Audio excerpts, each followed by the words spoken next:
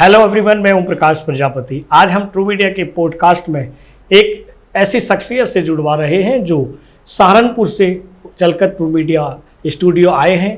आप अंतर्राष्ट्रीय स्तर पर कई रिकॉर्ड होल्डर हैं, समाजसेवी हैं और कृषि प्रधान क्षेत्र से आते हैं। आप हैं डॉक्टर राकेश छोकर जी। राकेश छोकर जी, आपका ट्रू मीडिया के पॉडकास्ट में हार्दिक अभिनंदन है, स्वागत है, वेलकम है। बहुत बहुत शुक्रिया, बहुत बहुत धन्यवाद।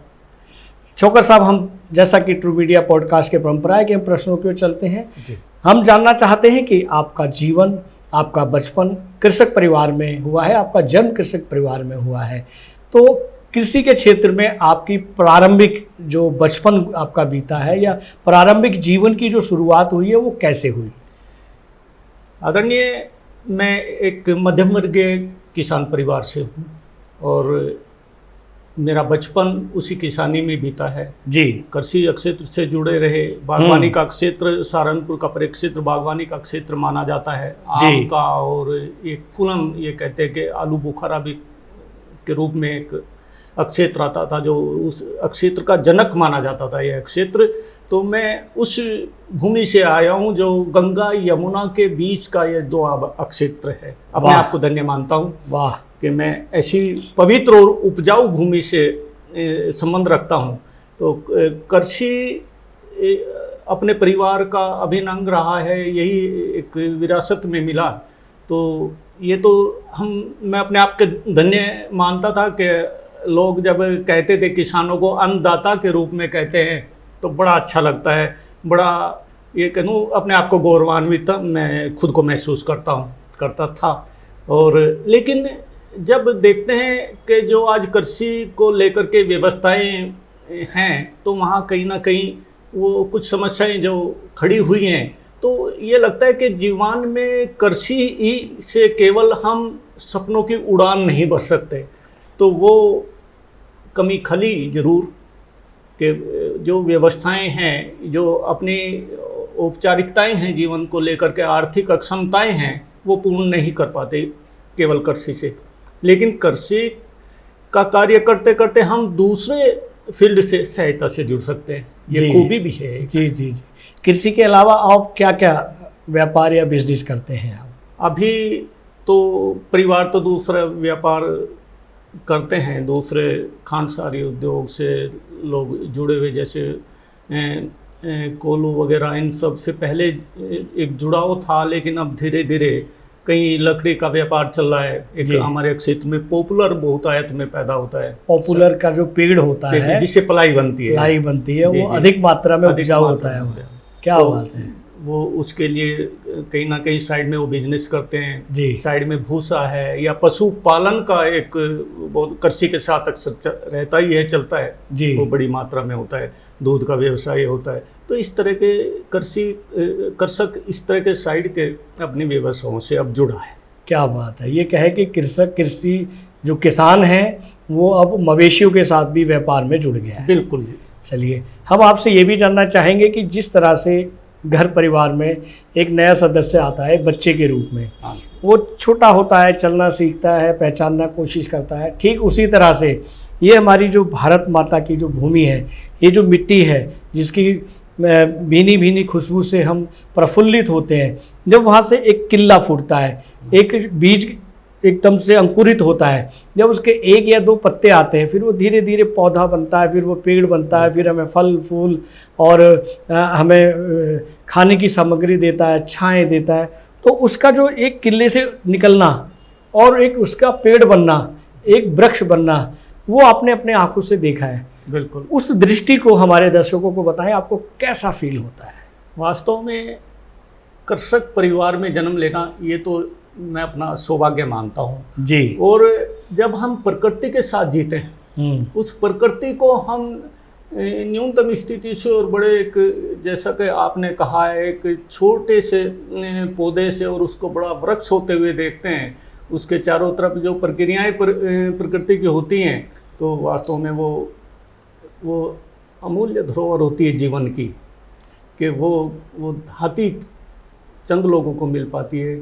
जो ये कहूँगा कि प्रकृति से जुड़ने का एक सौभाग्य किसान परिवार को जरूर मिलता है, किसान के बच्चों को जरूर मिलता है, जिसके लिए बहुत लोग तरसते हैं। बहुत अच्छी जानकारी आपने हमारे दर्शकों को दी। हम आगे बढ़ते हैं कि कृषि के क्षेत्र में आपके अनुभव कैसे रहे, या कोई विशेष घटना अच्छी या कम अच्छी रही हो कृषि के दौरान में, वो भी हमारे दर्शकों को साझा करें। कृषि के क्षेत्र में क्योंकि वो शारीरिक अक्षमता पे निर्भर करता है जितना भी, अब तो मशीनरी का युग आ गया, ट्रैक्टर आ गए। पहले हमने अपने बचपन में अपने पिता या अपने बड़े भाइयों को बैलों से खेत जोतते हुए देखा है, जी, हाथों से फावड़ों से खुदाई, ईख गन्ने की खुदाई करते हुए देखा है। वो देर रात को, भरी बरसात में, भरी दोपहरी में खेतों को सिंचाई करते हुए देखा है, नलकूप को चलाते हुए देखा है। तो वो एक शारीरिक ज़बरदस्त मेहनत का काम होता था। तो तब कहीं ना कहीं कुछ परिवार के सदस्य होते ही हैं कि वो इस शारीरिक मेहनत से जी चुराते, तो खेती से जी चुराने लगते थे। तो कहीं ना कहीं मैं भी उसमें शामिल रहा, तो मैं दूसरी फील्ड की तरफ मुड़ा। तो मैंने सोचा अब क्या किया जाए, ये तो बहुत मेहनत का काम है, कड़ी मेहनत का काम है। तो मेरा जो झुकाव बचपन से ही, मैं कहूँगा कि जब मैं प्राथमिक शिक्षा ही ग्रहण कर रहा था, तो जितनी हम कविताएं, इतना साहित्य, पाठ्य पुस्तकों को पढ़ते थे, तो लगता था ये जो हमें ज़बरदस्ती पढ़ाया जाता है तो ये हम क्यों नहीं कर सकते, हम क्यों नहीं लिख सकते। हमने हरिओम उपाध्याय को, सूर्यकांत निराला जी को, जयशंकर प्रसाद जी को, इन सब को पढ़ा और एक निश्चय किया था उसी समय कि एक दिन ऐसा बनना है। वो ऐसा बन तो नहीं पाते, वो तो बहुत बड़ी शख्सियतें रही, लेकिन एक प्रयास अपना रहा है। क्या बात है, क्या बात है। छोकर साहब, आप कृषि परिवार से जुड़े हैं, जी। देहात कहें या गांव कहें, आप जुड़े हुए हैं, लेकिन आप शहरीकरण से भी जुड़े हुए हैं जी। तो आपने, जो मैंने महसूस किया या जो मैंने पढ़ा है, या कभी देहात की तरफ हम गए हैं, तो वह महिलाएं, बच्चे और पुरुष खेती बाड़ी में बिजी रहते हैं। जो पुरुष होते हैं या महिला होती हैं, सुबह 4 बजे, 3 बजे, 4 बजे उठ जाते हैं और खेतों में काम करते हैं, और फिर अपने मवेशियों के लिए भी भोजन की तैयारी करती हैं, अपने परिवार के लिए भी करती हैं। और जैसा आपने बताया कि बरसात में भी हमारे जो कृषि भाई होते हैं लगे रहते हैं। इसका अपोजिट शहर में देखते हैं तो महिलाएं कुछ भी काम नहीं करती हैं, या वो हाउस वाइफ होते हैं, या पुरुष भी जो है अपने वर्किंग होते हैं, लेकिन वो हार्ड वर्क नहीं करते, लेकिन वो मानसिक रूप से और शारीरिक रूप से काम करते हैं। लेकिन किसान हार्ड वर्क ज़्यादा करता है, मानसिक रूप से तो करता है जो उसके समझ में है, लेकिन शहर की उपेक्षा जो देहात के या गांव, जो ग्रामीण क्षेत्र के लोग हैं, उनको शारीरिक बीमारियां कम होती हैं और शहरीकरण के लोगों को शारीरिक बीमारियां अधिक होती हैं। इसकी वजह क्या है, ये कारण क्या है? एक प्राकृतिक सत्य है जी। जब हम शारीरिक अक्षमता होती है हमारी, या शारीरिक कार्य करते हैं, तो शरीर का व्यायाम, या शरीर जिसे हम आज योग का रूप दिया है हमने, वो सब तय हो जाता है खेतों में। खेतों में मेहनत काम काज करते हुए वो सब तय, सब कुछ हो जाता है। मतलब ये कहें कि शरीर का सारा हिस्सा जो है ना एक्टिव रहता है काम करने में, और योगा जैसा हो जाता है, तो वो स्वस्थ रहते हैं, इसलिए स्वस्थ रहते हैं। दूसरी बात यह है कि वहाँ का वातावरण भी स्वच्छ रहता है। और जब हम मेहनत करते हैं, हम सांस लेते हैं, जितनी मेहनत करेंगे, जितने दौड़ेंगे, उतनी ऑक्सीजन हमारे अंदर जाएगी। और वृक्षों के जुर्मुट में हम रहते हैं, तो ऑक्सीजन के दाता हैं ही, तो निश्चित रूप से एक अच्छे स्वास्थ्य की। तो आप ये कहेंगे कि जो शहरी लोग हैं वो देहात से भी जुड़कर रहें, ताकि उनकी उम्र या आयु लंबी रहे। जी, ये तो अभी हमें जो वैश्विक आपदा कोविड के रूप में हमें देखने को मिली, इससे यही साबित हुआ कि हमने प्रकृति के साथ बहुत छेड़छाड़ की, और उसका नतीजा ये सामने आया, कोविड सामने आया। और तब आपने देखा होगा कि कितना पलायन शहरों से गांव की तरफ हुआ। वाह वाह, बहुत अच्छी जानकारी दी है छोकर साहब। हम आगे बढ़ते हैं कि जैसा कि हमें सूत्रों से पता चला है कि आपको देश ही नहीं, आप विदेशी संस्थाओं से जुड़े हैं, और वो संस्थाओं से आपको कई रिकॉर्ड हासिल हुए हैं, आपने रिकॉर्ड बनाए हैं। ये रिकॉर्ड बनाकर जो आपको प्राप्त होते हैं, इसमें आपको कैसा फील हुआ, और किन किन संस्थाओं में आपने कितने रिकॉर्ड बनाए हैं? ये बहुत अच्छा क्वेश्चन आपने किया जी। मेरा मन हमेशा ये रहा है कि मैं अच्छी उड़ान भरूं, जी अच्छी से अच्छी ऊंचाई तक पहुंचूं। जी और असंभव कुछ भी नहीं होता जी इंसान के लिए। जब वो प्रयास करता है तो वो हर उपलब्धि, हर ऊंचाई छू सकता है। बिल्कुल। ये अपनी मित्र मंडली ऐसी रही है कि कहीं जी। ना कहीं वो मेरे लिए प्रेरणा स्रोत रहे। जी जी जी जी तो मैं यूएन से ही शुरू करता हूँ। जी यूएन के वॉलंटियर के रूप में भी मैं काम करता हूँ। जी और जितनी फूड समिट, हेल्थ समिट या दूसरे ऑनलाइन इवेंट यूएन के हुए हैं तो वो मैं अटेंड करता हूँ।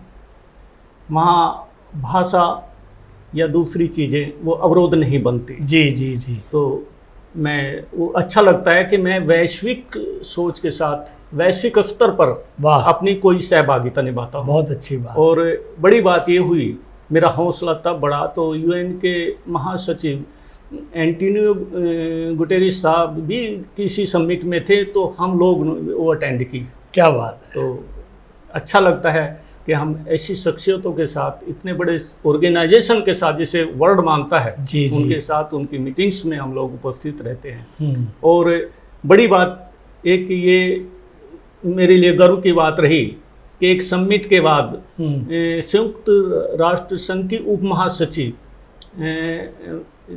अमीना जे मोहम्मद साहब का मेल मुझे मिलता है और उन्होंने मेरी जो हौसला अफजाई और समिट में उपस्थित होने का धन्यवाद दिया।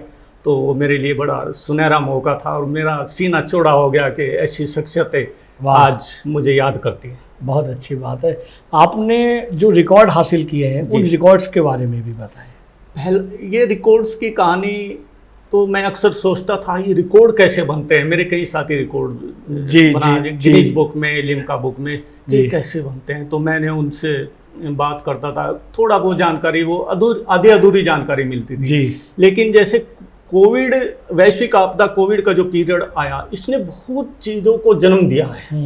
बहुत नई चीज़ें सामने आई हैं उभर के। तो ये ऑनलाइन प्रोग्राम्स का सिस्टम तब बहुत बड़े लेवल पे शुरू हुआ। तो मेरे एक मित्र थे प्रभु चौधरी, साहित्य में एक बड़ा नाम है, वो एक संगठन चलाते हैं राष्ट्रीय शिक्षक संचेतना। तो वो उनकी मीटिंगें बहुत होती थी, ऑफलाइन मीटिंग होती थी। तो मैंने उन्हें सुझाव दिया कि आप ऑनलाइन मीटिंग करें, कैसे होगा। हमने वो सिस्टम के जैसे गवर्नमेंट के प्रोग्राम होते हैं तो वेबलाइन पे आइए, आप ऑनलाइन आइए और इस तरह से करते हैं जी। तो वो कार्यक्रम शुरू हुए। उन्होंने लगातार बहुत सारे आयोजन किए तो उनकी कवरेज मैं लगातार देखता रहता था। लेकिन जब क्योंकि मैं एक उसमें ब्यूरो चीफ भी रहा पेपर्स में, न्यूज़पेपर्स में, उन्हें भेजता था, वो बहुत सारे फोटो जाते थे। पहले तो सिंगल जाता था, वो कहते थे ये सब क्या भेज रहे हैं आप। लेकिन फिर भी उन्होंने पॉजिटिव रेस्पॉन्स दिया, लगातार मेरे उन प्रोग्राम्स को पब्लिश किया जी। और वो इतने पब्लिश हुए कि वो एक रिकॉर्ड बन गया। क्या बात है। वो पहला रिकॉर्ड मेरा था। तो इंडिया बुक ऑफ रिकॉर्ड ने उसे दर्ज किया। छोकर साहब, आपका अंतर्राष्ट्रीय संस्थाओं से भी काफ़ी जुड़ाव रहा है, उनके साथ का आपका अनुभव कैसा रहा, वो भी हमारे दर्शकों को साझा करें। बिल्कुल, जितनी राष्ट्रीय अंतर्राष्ट्रीय संस्थाएं हैं, खासकर मैं मानता हूं अंतर्राष्ट्रीय संस्थाएं, उनसे जुड़ने का एक विशेष अनुभव तो होता है जी। हम देखते हैं कि वहाँ हम पूरे वैश्विक स्तर की बात करते हैं, मानवता की बात करते हैं, पूरी धरातल की बात करते हैं जी, पूरी सृष्टि की बात करते हैं जी, तो उससे जी। जुड़ना इसलिए महत्वपूर्ण है कि हम वहाँ पूरी मानवता के लिए काम करने का हमें अवसर मिलता है। वाह। यूएन से मैं जुड़ा। यूएन से कहीं ना कहीं जब मैं समिट में अक्सर हिस्सा लेता हूं तो पूरे भूमंडल की बात होती है। जी जी तो जी। ऐसा लगता है कि मैं पूरी मानवता के लिए काम कर क्या रहा हूँ, बात अपनी है, कुछ क्या सहभागिता दर्ज कर पाता हूँ। बहुत अच्छी बात, आपने बहुत अच्छी जानकारी दी कि आप विश्व स्तर की सोचते हैं, भारत के साथ साथ तमाम देशों की आप दुख दर्द को महसूस करते हैं और चर्चा करते हैं, उसके लिए बहुत आपको साधुवाद। हम आगे बढ़ते हैं कि पत्रकारिता के क्षेत्र में आपका कैसा अनुभव रहा, कोई ऐसी याद हो जो आपको विशेष, आपको जिसने प्रफुल्लित किया हो या दुख का कारण बना हो, वो भी हमारे दर्शकों को आप पत्रकारिता से मेरा जुड़ाव बचपन से रहा जी। और आपको सुनकर आश्चर्य लगेगा कि जब हम लोग ग्रेजुएशन कर रहे थे उससे पहले से ही मेरे एक मित्र रहे नीरज गुप्ता, उन्होंने मिलकर के एक साप्ताहिक पत्र चलाया और उस समय चलाया कि तब बड़ा मुश्किल था पत्रकारिता करना। संसाधनों का जबरदस्त अभाव और जो तकनीक आज है वो तब नहीं थी जी। तो वो ग्रामीण अंचल में पत्रकारिता करना एक बड़ी टेढ़ी खीर थी। ये कहूँ कि हमने जमीनी स्तर से पत्रकारिता को शुरू किया। वाह। और तब स्थिति ये थी कि एक छोटा सा स्कूटर होता था मेरे साथी के साथ, और हम उसमें धक्का मार दौड़ते थे तो वहाँ से पत्रकारिता का सफ़र शुरू हुआ। फिर राष्ट्रीय दैनिक पत्रों तक मैं पहुँचा, राष्ट्रीय चैनलों में भी मैंने काम किया। लेकिन एक कड़वा अनुभव ये रहा कि जब मैं एक मेरठ से प्रकाशित राष्ट्रीय दैनिक में काम करता था तो अपने क्षेत्र में काम करता रहा रिपोर्टिंग के लिए जी। तो उसमें एक न्यूज़ ऐसी आई कि अक्सर न्यूज़ आती थी क्षेत्र से, मैं रोक नहीं पाता था, तो पब्लिश होती थी तो कुछ लोग एक दिन इकट्ठा होकर पिताजी के पास गए कि भाई आपके बेटे ने तो ये कर दिया और वो कर दिया। मतलब पिताजी के पास रोज उल्हाने जाने लगे जी। लेकिन वो सच्चाई से मैं विमुख हो नहीं सकता था जी। और उल्हाने जाने वो स्वाभाविक थे क्योंकि क्षेत्र में पत्रकारिता थी। तो पिताजी ने बुलाकर कहा भाई इस काम को छोड़ दो, ये तो रोज़ का काम हो गया। तब मैंने मन बनाया कि लोग सच्चाई को बर्दाश्त नहीं करेंगे। बिल्कुल सही कहा। तो अब कुछ ऊपर उठ के काम किया जाए। तब मैंने इरादा किया कि अब चलते हैं, थोड़ा और उड़ान भरते हैं। क्या बात है, क्या आपके जीवन के सफ़र में कुछ ना कुछ हलचलें होती रही हैं। बिल्कुल। और उनसे पार करके आप आगे बढ़ते रहे हैं, आपको बहुत बहुत बधाइयाँ। हम आगे बढ़ते हैं छोकर साहब, जैसा कि साहित्य के अभी आपने चर्चा की, हम साहित्य के बारे में जानना चाहेंगे कि साहित्य के क्षेत्र में आपका प्रमुख योगदान क्या रहा, और साहित्य की कोई अपनी रचना भी हमारे दर्शकों को सुनाएं जिसकी 4 लाइनें आप हमें सुनाएं। हाँ बिल्कुल।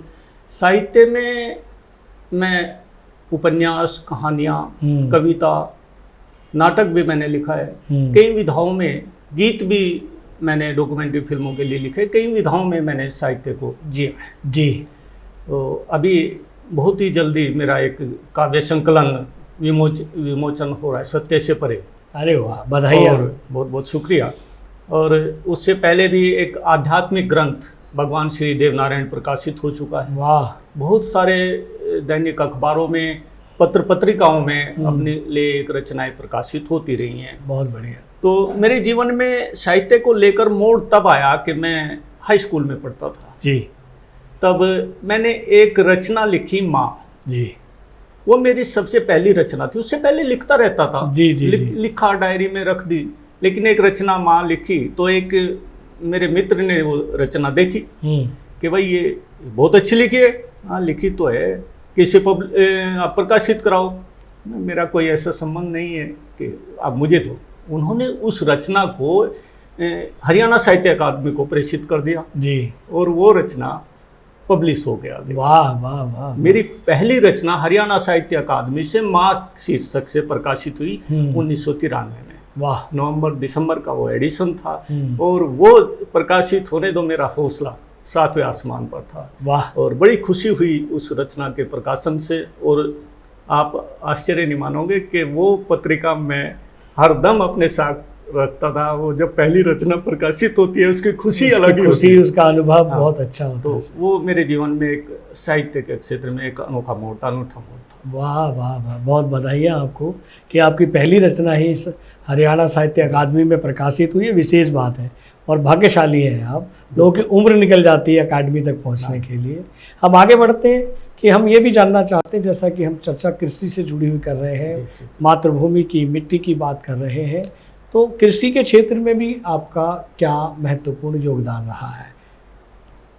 पिताजी की मृत्यु के बाद जी, उससे पहले भी पिताजी ने जिम्मेदारियां हम भाइयों को सबको अलग अलग सौंपी जी कि भाई आप अपनी खेती संभालो, खेती करो जी। तो मेरे सामने कई चुनौतियां थी जी कि मुझे बाहर भी दौड़ना, पत्रकारिता भी करनी, साहित्य का काम भी करना और सामाजिक क्षेत्र में भी मेरा जुड़ाव रहा है। तो अब इतना आसान काम नहीं था। परिवार भी रहता ही है, उसकी भी देखभाल की बात होती है। तो एक मैंने सोचा एक चक्रीय खेती, जो एक परंपरागत खेती रहती आई है जी, कि इससे कुछ परिवर्तन किया जाए। तो कुछ इस तरह के प्रयोग तो हुए हैं जी, और कोशिश की है, उस परिणाम भी सुखद रहते हैं। क्या बात है। तो ये परिणाम जो आपने जो एक प्रयोग किया, जो नया एक प्रयोग किया, वो किस तरह से था?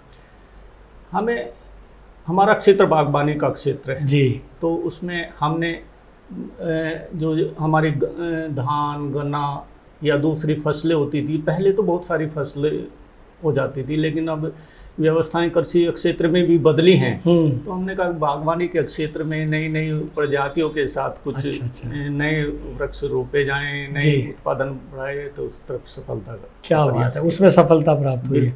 कभी अशोकर साहब ऐसा भी हुआ है कि आपने जो है आलू के बीज या आलू को काट के बोते हैं जैसे, या मूली को बोते हैं जी, इस तरह से आपने कोई एक पौधा आपने बोई, चाहे वो शलगम है या शकरकंदी है या आलू है या अन्य, ये उदाहरण है, आपने बोया आलू और उसमें निकला कुछ और, कभी ऐसा भी अनुभव हुआ जीवन में?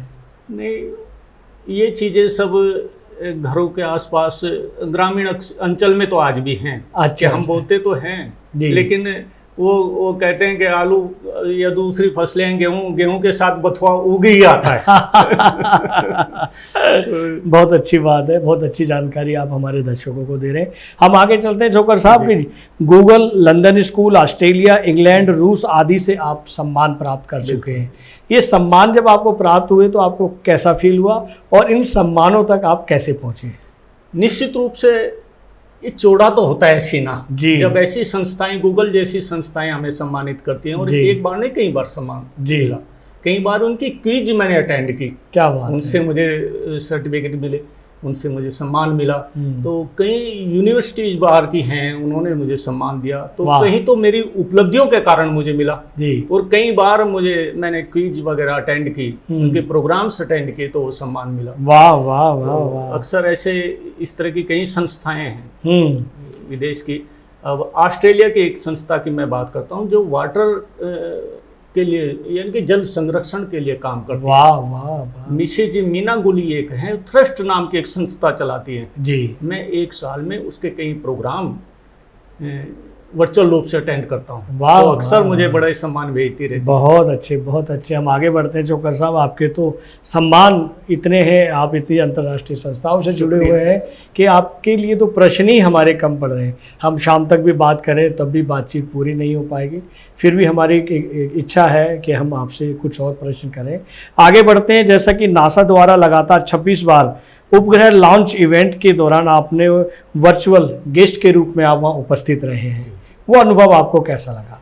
ये बड़ा विस्मयकारी है, बड़ा, ये कहता हूँ, बड़ा शानदार एक अनुभव होता है जी। जब किसी भी इनसेट का या किसी भी उपग्रह को जब हम लॉन्च होते हुए देखते हैं जी जी जी, और उसकी पूरी प्रक्रिया को देखते हैं जी, वो भले वैश्विक स्तर का, नासा आज वैश्विक स्तर पे काम तो करता है। बिल्कुल बिल्कुल। जब हमारा इसरो, हमारे देश का इसरो कोई उपग्रह, अभी देखो कितनी उपग्रह लॉन्च हुए, तो कितनी खुशी हमें हुई। नई नई खोजें, नए नए अन्वेषणों का, और नए नए प्रयोग हो रहे हैं, नए नए प्रयोगों का वो सफल होते हैं, नई नई उपलब्धियां हमारे सामने होती है। बिल्कुल। तो तब बड़ा रोमांच होता है। और लगातार खूबी ये रही कि मैंने कोई गैप नहीं दिया किसी भी लॉन्च इवेंट में, लगातार किए। इसलिए मेरे 5 वर्ल्ड रिकॉर्ड ये इस क्षेत्र में बने, नासा के साथ, नासा की उपलब्धियों के साथ। वाह, और वाह, एक विशेष सम्मान नासा की ओर से मुझे प्लेनेट डिफेंडर यानी ग्रह रक्षक के रूप में भी प्रदान किया। बहुत अच्छी बात है। मैं दूसरे रिकॉर्ड के बारे में भी अगर बात करूं तो ये अभी तक मेरे कुल 13 विश्व रिकॉर्ड अभी बने हैं। क्या बात। और एक विश्व record world book of records London की तरफ से मुझे विशेष तौर से मिला। उसके लिए मैंने कोई अप्लाई नहीं किया जी, लेकिन उन्होंने मेरी उपलब्धियों को ऑनलाइन देख करके जी, और मुझे वो सर्टिफिकेट भेजा। तो वो मेरे जीवन की सबसे बड़ी खुशी थी कि किसी ने मेरी इन उपलब्धियों को इतने मन से काउंट करके और मुझे ये सम्मान दिया। जी जी जी, बहुत अच्छी बात, बहुत साधुवाद है। ये आपके कार्य हैं, ये आपकी उपलब्धियां हैं, ये आपके अनुभव हैं। हम आगे बढ़ते हैं कि आप एक हिंदी फिल्म में गीतकार के रूप में भी आप जाने जाते हैं, उस विषय में भी हमारे दर्शकों को बताएं। मेरे बॉलीवुड में कुछ कलाकार साथी गण हैं, तो उनके सहयोग से मुझे कुछ डॉक्यूमेंट्री फिल्म्स में भी टाइटल सॉन्ग देने का मौका मिला। वाह और वाह अभी तक 6 फिल्मों में मैं टाइटल सॉन्ग दे, सेंसर बोर्ड से पास भी हैं। वाह वाह वाह वाह। और इसमें ऑक्सीजन, लहरिया कट हम्म, और आपका ख्वाहिश एक अधूरी कहानी, उसमें बहुत अच्छे सॉन्ग मेरे हैं। अंदर भी उसमें सॉन्ग है टाइटल सॉन्ग के अलावा भी। जी। और आपका सुभाष बोस, दहेज, इस तरह की 6 फिल्में वाह अभी तक वाह हैं वाह, और बहुत आगे प्रयास जारी है। कभी आपने अभिनय करने का नहीं सोचा? नहीं, इरादा तो किया। कोविड के दौरान जी। मेरे पास ऑफर भी आया कि एक फिल्म में एक इंस्पेक्टर का रोल आपने करना है। मेरे साथी ने मुझे कॉल की, लेकिन वो फिल्म आगे नहीं बढ़ पाई दुर्भाग्य से। जी जी। तो भविष्य में ऐसा प्रयास होगा तो निसंदेह। बहुत अच्छी बात, बहुत अग्रिम शुभकामनाएं आपको। बहुत शुक्रिया। हम चलते चलते एक अंतिम प्रश्न करना चाहेंगे आपसे कि आप president Delhi chapter national media coordinator के बारे में भी हमारे दर्शकों को बताएं। ये अमेरिका का एक संगठन है, वर्ल्ड पार्लियामेंट एसोसिएशन, यानी कि विश्व संविधान संघ। जी। वो उसकी शाखाएं तो दुनिया के अधिकतर देशों में हैं। डॉक्टर गलेन टी मार्टिन उसके अंतर्राष्ट्रीय अध्यक्ष हैं जी। और दिल्ली चैप्टर की जिम्मेदारी मेरे पास है। वाह वाह वाह। उस ऑर्गेनाइजेशन की खूबी ये है कि वो वैश्विक स्तर पर विश्व संविधान की बात करता है, पर्यावरण की बात करता है वैश्विक स्तर पर, और वैश्विक नागरिकता की बात करता है। वाह। तो मैं इसी वजह से जुड़ना कि उसकी वैश्विक सोच संगठन की देखते मैं उससे जुड़ा हूँ। और वो काम भी करते हैं, अधिकतर देशों में काम है। और आपका जैसे वैश्विक शांतिकरण की आज ऐसे युद्ध दुनिया में हो रहे हैं, हम देखते हैं कि वो वैश्विक शांति की बात करता है, तो उससे जुड़ाव मुझे लगा कि बहुत अच्छा जुड़ाव है जीवन में। दिल्ली चैप्टर की जिम्मेदारी आपको दी गई है, तो ये दिल्ली चैप्टर में आप उस ऑर्गेनाइजेशन के साथ जुड़कर क्या क्या वर्क करते हैं?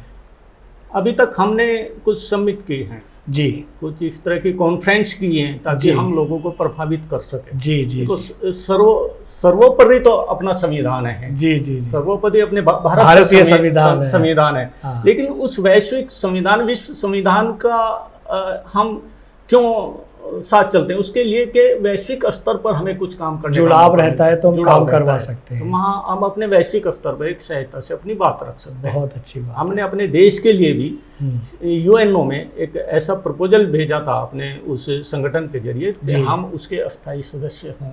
क्या बात। और शानदार एक कार्यक्रम उसका दिल्ली में गाजियाबाद में आयोजित हुआ। वाह वाह वाह वाह। आपने डॉक्टर राकेश छोकर साहब, आपने ट्रू मीडिया के पॉडकास्ट के माध्यम से बहुत सारी राष्ट्रीय अंतर्राष्ट्रीय स्तर की जानकारी दी और हमारे दर्शकों को बहुत अच्छा लगा। और वो इस वीडियो में बहुत सारे कमेंट्स भी कर रहे हैं और लिख भी रहे हैं, आपके लिए बधाइयाँ भी दे रहे हैं। आपने अपना बेशकीमती समय दिया, उसके लिए बहुत बहुत साधुवाद। बहुत बहुत शुक्रिया आपका। बहुत। अगर आप ये वीडियो YouTube पर देख रहे हैं तो हमारे चैनल को सब्सक्राइब करें और बेल आइकन को दबाना ना भूलें। अगर आप Facebook पर ये वीडियो देख रहे हैं तो हमारे पेज को लाइक करें।